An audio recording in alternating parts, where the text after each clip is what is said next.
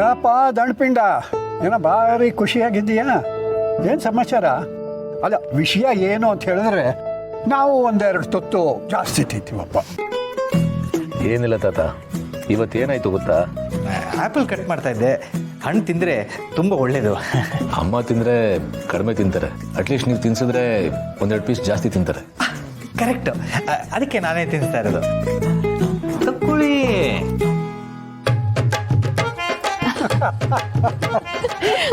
ಅವರೆಲ್ಲರೂ ಅಮ್ಮನ ಎಷ್ಟು ಚೆನ್ನಾಗಿ ನೋಡ್ಕೋತಿದಾರಲ್ವಾ? ಆ ಮನೆಗೆ ಒಂದು ಮಗು ಬರ್ತಾ ಇದೆ ಅನ್ನೋದಕ್ಕಿಂತ ಹೆಚ್ಚಾಗಿ ಅಮ್ಮನೇ ಪುಟ್ಟ ಮಗು ಆಗ್ಬಿಟ್ಟಿದ್ದಾರೆ. ಅವರೆಲ್ಲರೂ ಅಮ್ಮನ ಅಷ್ಟು ಕಾಳಜಿ ಮಾಡ್ತಾರೆ.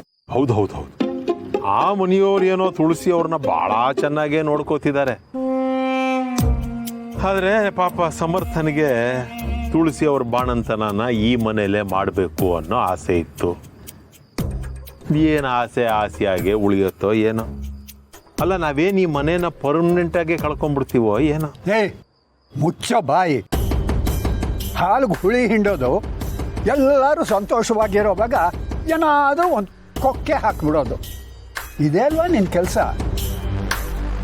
ಸಮರ್ಥ್, ಮನೆ ವಿಚಾರನ ನೀನಲ್ಲಿ ಯಾರಿಗಾದ್ರೂ ಹೇಳಿದ್ಯಾ?